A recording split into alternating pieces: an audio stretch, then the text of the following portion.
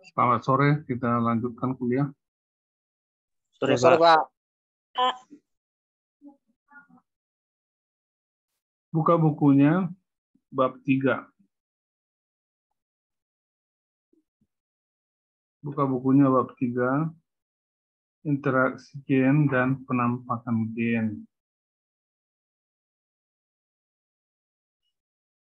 Sejauh ini kita telah mempelajari hukum Mendel.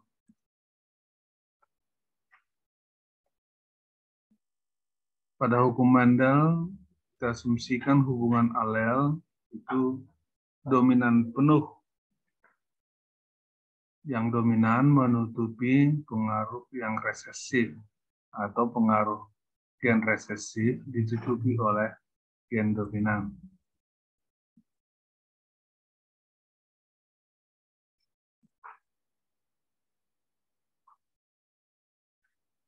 Ternyata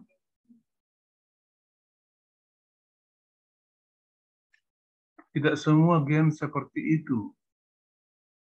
Ada hukum lain di luar hukum Mendel yang kita sebut dengan adanya interaksi gen. Dan akibatnya terjadi hukum tersendiri tentang penampakan gen.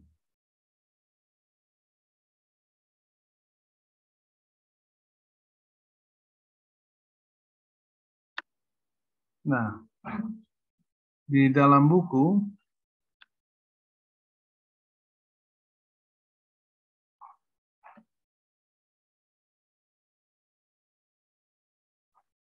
dikenal dua istilah interaksi gen itu, yaitu intraalelik yang disebut alelik, lalu interalelik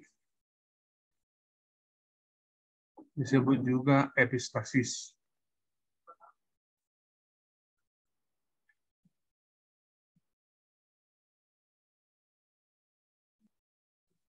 Atau peran gen non-alelik.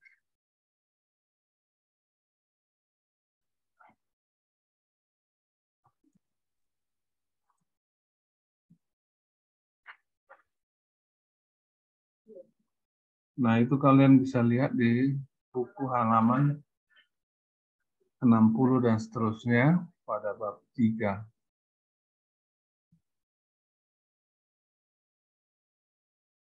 Kita bicarakan satu persatu.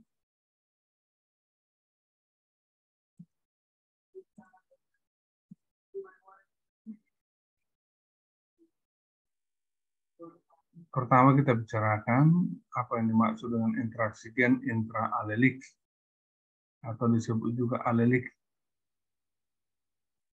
yaitu interaksi antar alel pada lokus yang sama. Pada dua kuliah terakhir kita telah bicarakan tentang lokus. Lokus itu berarti kan tempat alel. Jadi kalau ada dua alel pada dua kromosom homolog, mereka disebut menempati tempat alel yang sama meskipun pada kromosom yang berbeda. Nah, contohnya yang intraalelik ini adalah dominan tak lengkap atau dominan tak penuh, dominan tidak penuh, atau disebut juga semi dominan.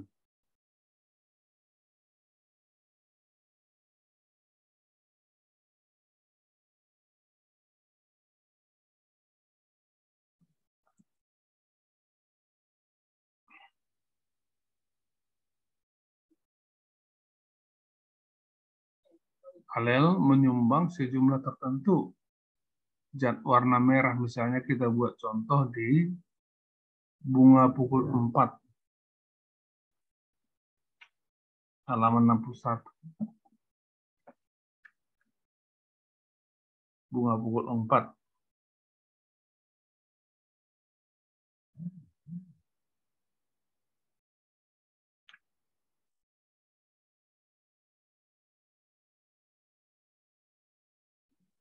Lihat bahannya di bagian bawah buku. Kalau tetuannya itu berbunga merah, bunga pukul 4 itu dikendalikan oleh homozigot dominan.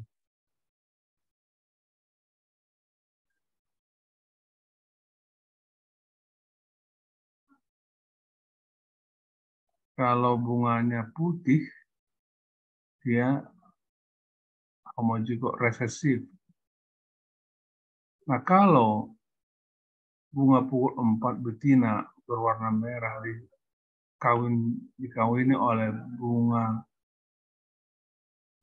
pukul 4 yang bunganya putih, tentu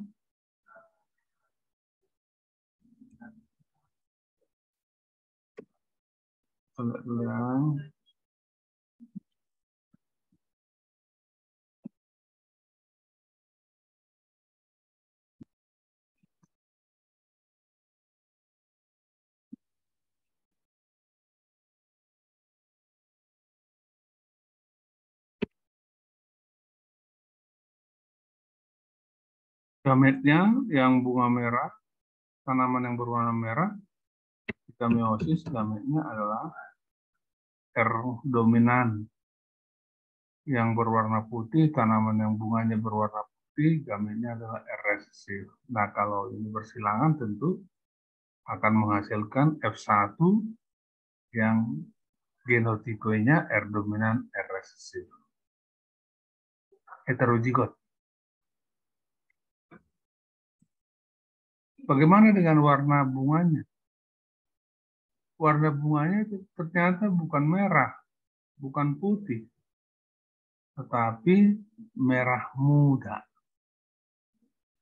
Merah muda. Pink.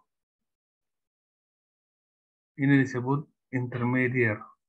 Intermediate artinya berada di antara merah dan putih. Jadi merah muda. R dominan, R resesif, heterozigot. Merah muda, intermediate. Jadi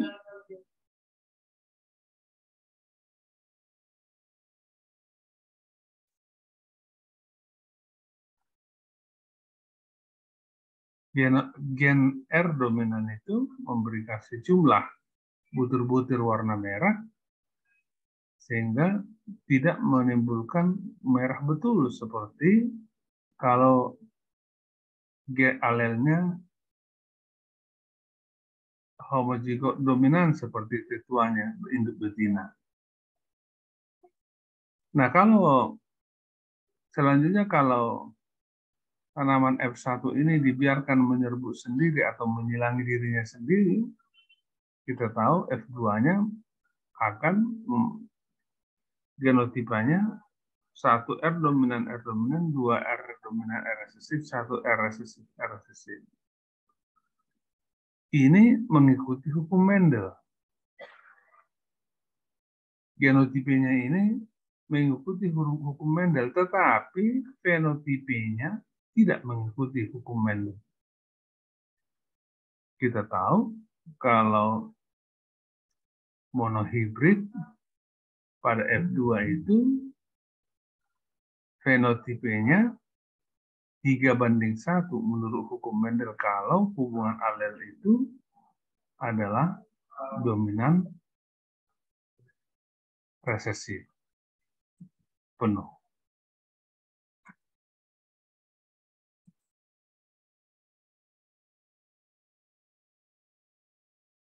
Nah, sementara ini tidak 3:1, tapi 1 merah yaitu R dominan, tanaman 2 merah muda yaitu tanaman yang genotipenya R dominan, R resesif, dan 1 tanaman berwarna putih bunganya RCC. Jadi boleh dikatakan sebenarnya bahwa ini adalah penyimpangan terhadap hukum Mendel dalam fenotipnya. Genotipnya ia mengikuti hukum Mendel, itu 1:2:1. Tapi fenotipnya tidak memenuhi hukum Mendel.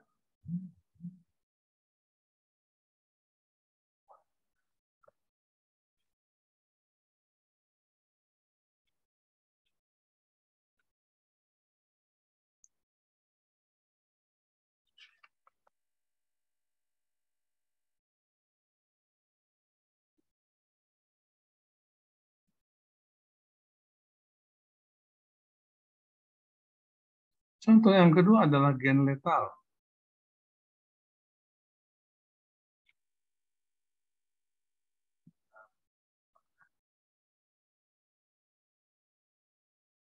Gen letal.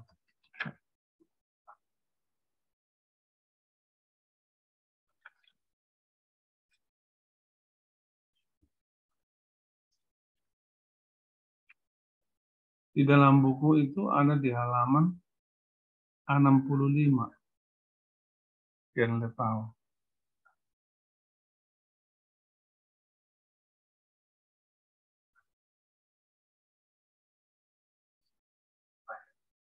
Ini terjadi pada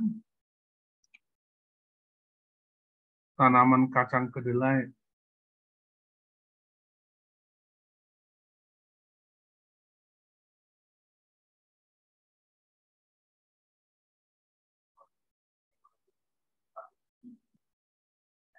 Adanya alel tertentu menghasilkan produk tertentu atau ketidakadaan alel tertentu tidak menghasilkan produk tertentu. Coba halaman 65. Nah, akibatnya terjadi defisiensi klorofil. Nah, kalau dua tanaman, kacang kedelai, genotipe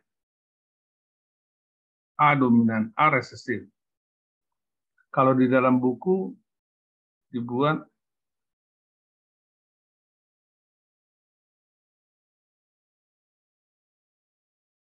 Y, ya, Y. Nanti cek-cek orang itu 2000 lagi PP enggak lah.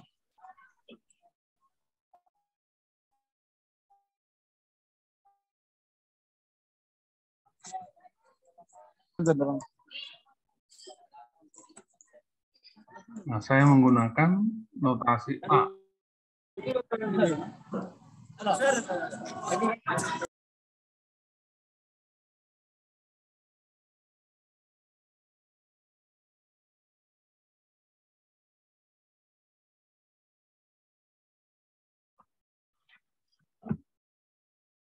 Saya menggunakan notasi A. Di buku digunakan notasi Y.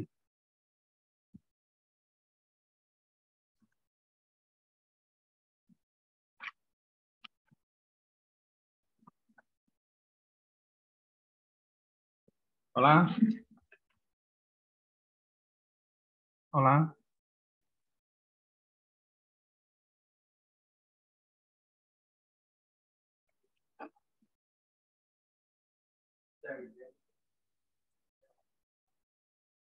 Boleh, Pak.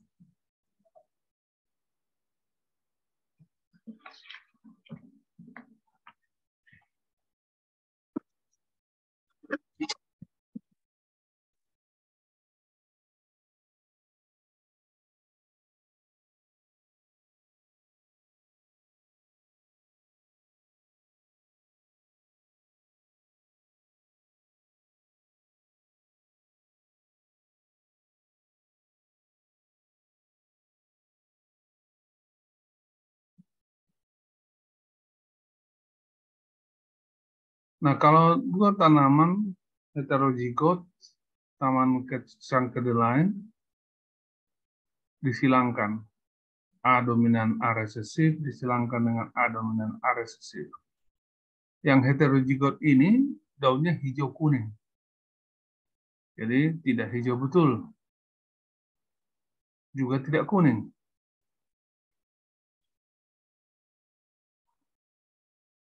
Kalau hijau betul dia,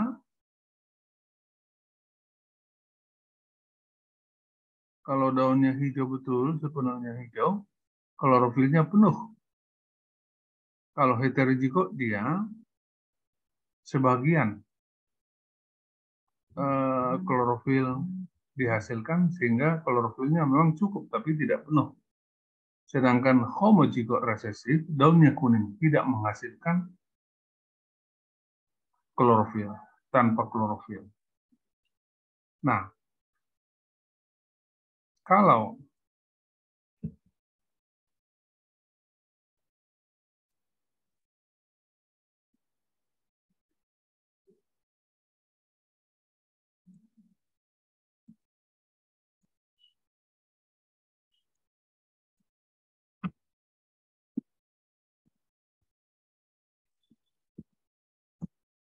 ada terjadi meiosis, masing-masing akan menghasilkan alel gamet dengan alel tertentu,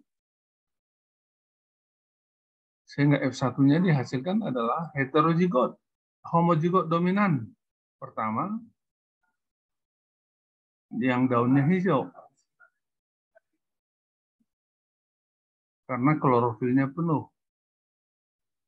Kemudian, heterozigot, daunnya hijau kuning.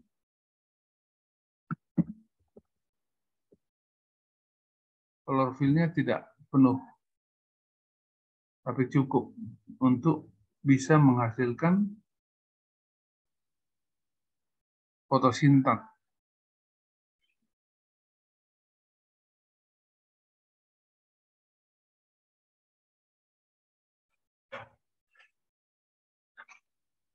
Bisa menghasilkan fotosintat.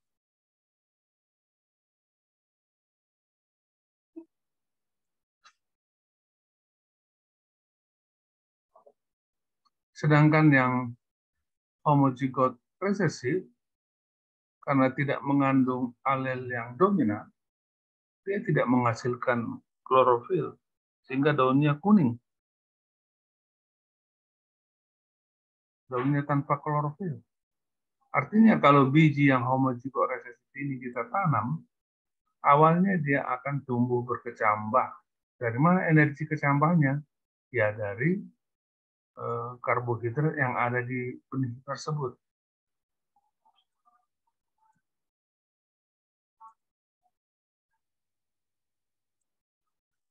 Adik-adik sekarang sudah jam 4.20, tidak diperkenankan lagi masuk. Jadi yang tidak hadir saat ini, yang akan masuk lagi tidak diperkenankan. Batas kita hanya 4.20 boleh masuk.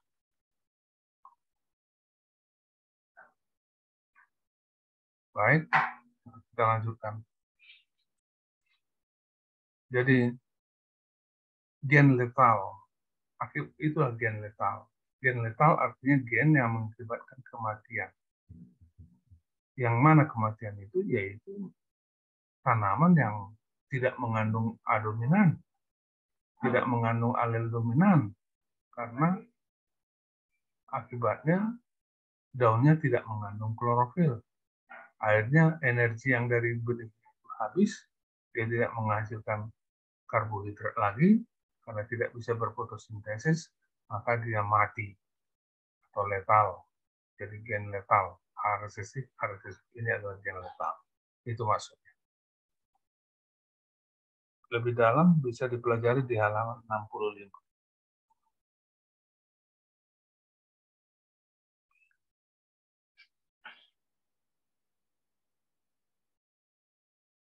Kita lanjutkan dengan interaksi alel interalelik.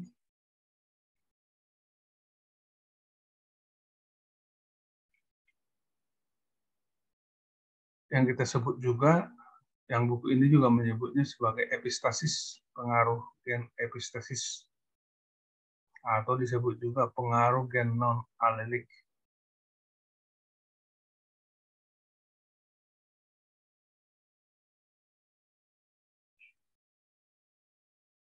Nah, alel itu berada pada lokus yang berbeda.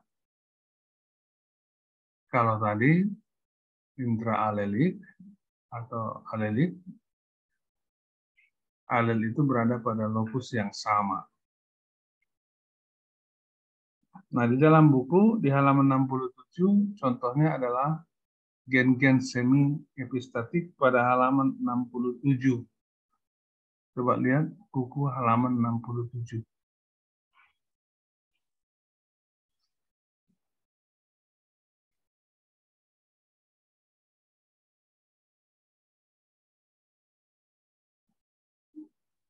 Contohnya pada tanaman squash. Tanaman squash. Ini sejenis minum seperti jeruk, tapi bukan jeruk. Ini hanya saya katakan bahwa squash ini digunakan juga sebagai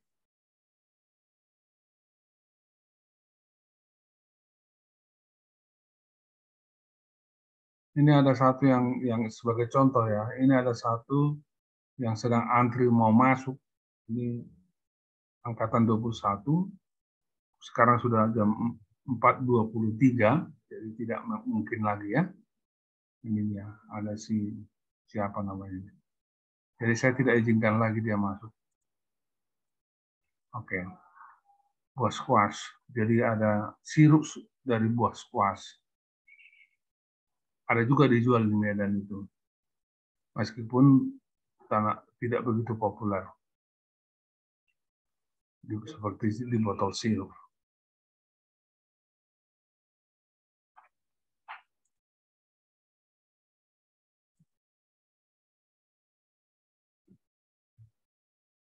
Dua gen dominan apabila berdiri sendiri akan mempengaruhi diameter dan menghasilkan bentuk bulat, sphere. Tetapi apabila bersama-sama maka pengaruhnya aditif, saling menambah maksudnya. Aditif, saling menambah. Sehingga memperbesar diameter, sehingga buah bulat pipih, seperti bentuk disk atau cakram. Jadi kalau dia ini ada dua gen ya, dua gen. Kalau dia hanya gen dominan A, jadi satu gen dominan, buahnya bulat. Atau satu gen dominan B, ini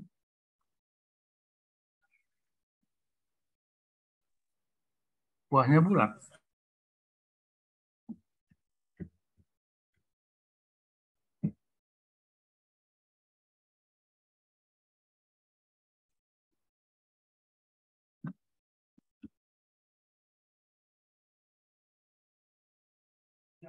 Ini satu gen A, buahnya bulat.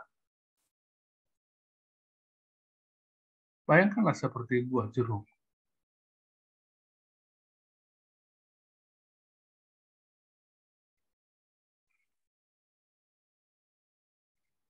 Nah, kalau terjadi gametogenesis, masing-masing akan membentuk alel, ya kan? Alel.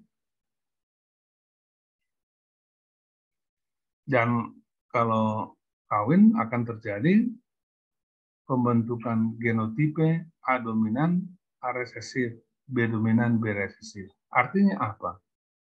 Artinya di sini alel dominannya sudah dua pada F1 ini.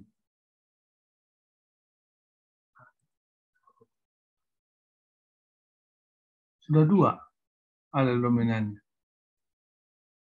Alel dominan A dan alel dominan B. Akibatnya apa? Pengaruh dari alel dominan ini saling menambah, aditif. Tadi saya sebut aditif. Katakanlah kalau tadinya diameternya 1 dan alel aditif itu 5 cm, seperti buah jeruk itu misalnya, atau 8 cm. Karena dua alelnya, A dan B, yang dominan, maka menjadi 16 cm diameternya. makin panjang diameternya. Akibatnya apa? Dia menjadi pipih, tapi bulat. Kalian barangkali pernah main cakram, ya? Bola cakram. Kalian pernah mempunyai disk yang berbentuk cakram. Jadi pipih dia, bulat ya, tapi pipih.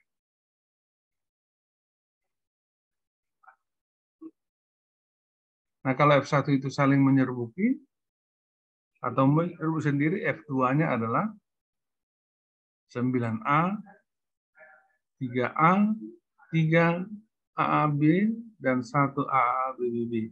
Jadi ada yang bulat pipih 9, yang bulat 3, yang bulat lagi 3, tetapi yang B alelnya, dan yang memanjang 1. Nah, tadi kita katakan bahwa kalau tidak ada alel dominan A dan B-nya, lalu apa yang terjadi sama buah itu? Sepertinya dia tidak membentuk diameter, sehingga dia memanjang. Dia memanjang. Tidak bulat, tapi memanjang seperti buah terong. Dia memanjang seperti buah terong. Inilah interaksi gen-gen semi epistatik pada tanaman squash, yaitu pengaruh dari interaksi alel pada lokus yang berbeda. Jadi adik-adik sekalian, menarik sekali peristiwa-peristiwa genetik pada tanaman. Memang Tuhan itu kaya dalam penciptaan. Kaya dalam penciptaan.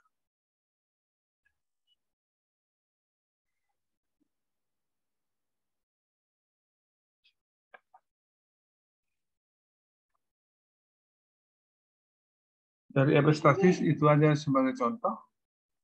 Kita lanjutkan dengan pleiotropi.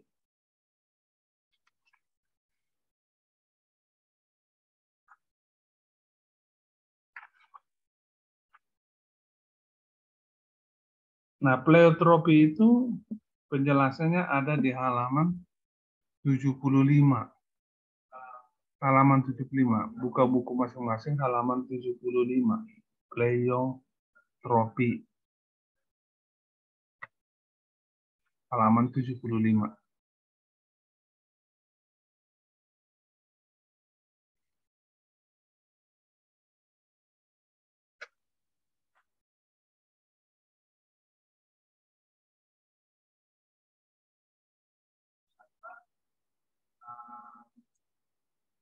Apa yang dimaksud dengan pleiotropi?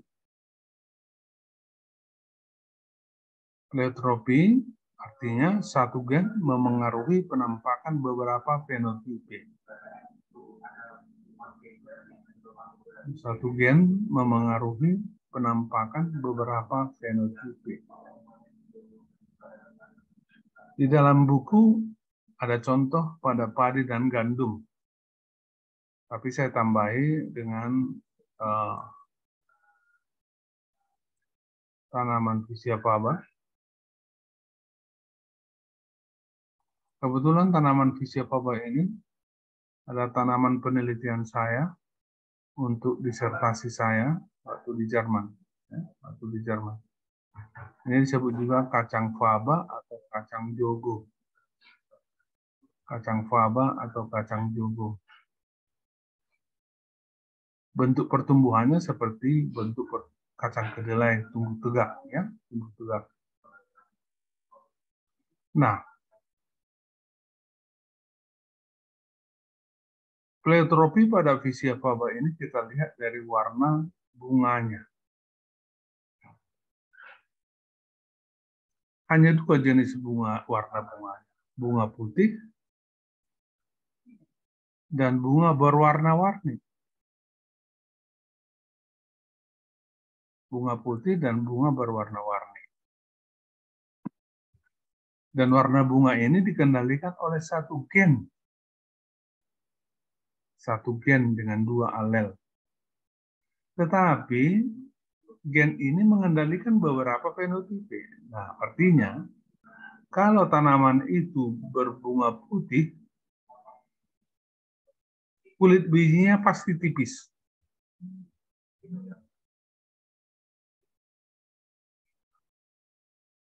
Berarti sudah 2 fenotipe yang dikendalikan oleh gen itu.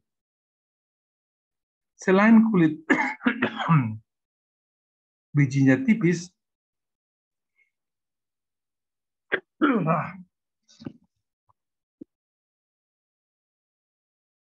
kulit bijinya itu tidak mengandung tanin.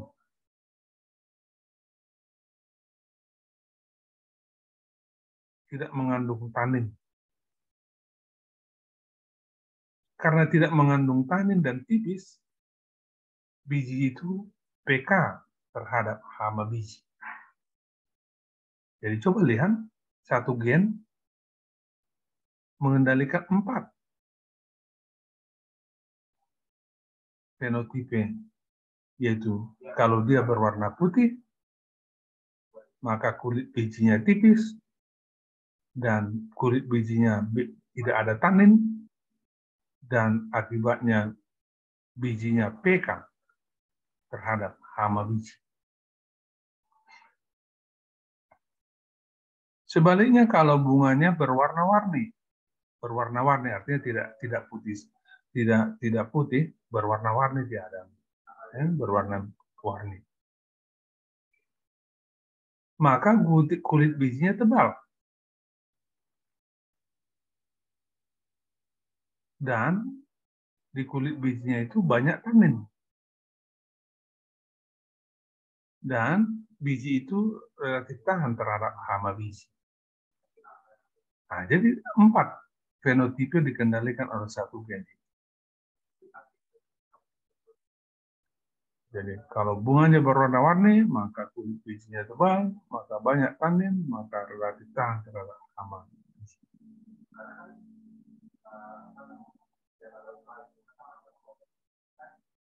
Nah, di dalam buku disebut juga tanaman lain padi dan gandum. Padi dan gandum. Kalau batang padi pendek, batangnya kaku dan anakannya banyak.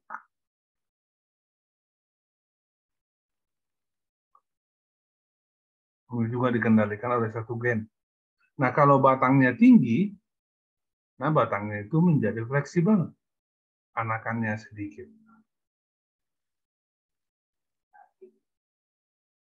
Anakannya sedikit. Jadi, satu gen mengendalikan 3 fenotipe, 3 karakter. Batang pendek, batang kaku, anakan banyak. Batang tinggi, batang fleksibel. Fleksibel artinya mudah goyang, ya, bergoyang. Tidak kaku, anakan sedikit. Itulah pleiotropi. Di satu gen memengaruhi penampakan beberapa fenotipe. Jadi kita sudah buat contoh pada tanaman usia baba dan padi dan gandum.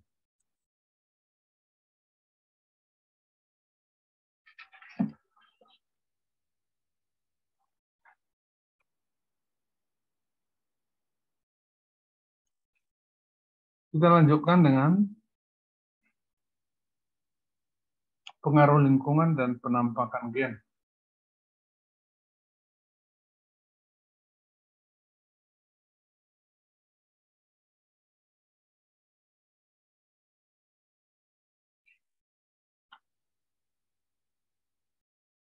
Halaman 76. Halaman 76.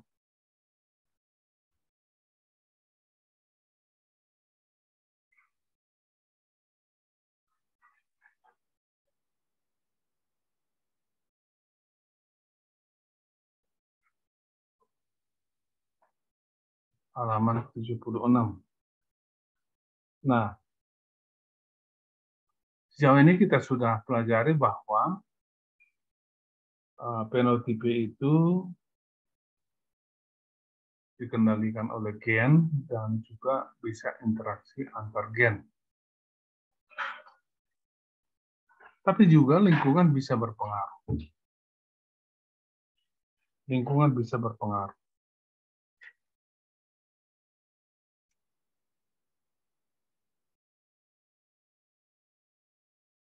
Ada dua istilah yang akan kita pelajari terkait dengan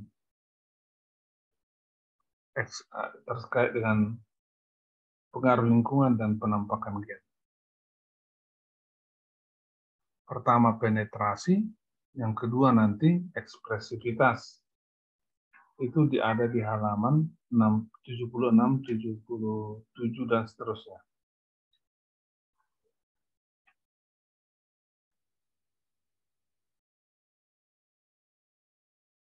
Pertama kita pelajari dulu penetrasi. Misalkan kita menggunakan kacang kapri murni.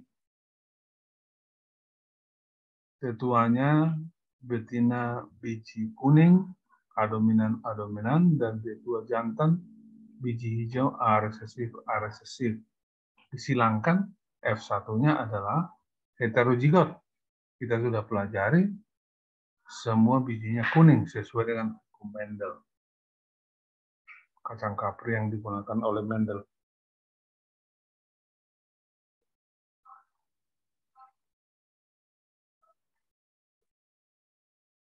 Nah, kalau F1 itu saling menyerbuki atau menyerbuki diri sendiri, maka F2-nya akan ada fenotipe 3 kuning dan 1 hijau. 3 kuning dan 1 hijau.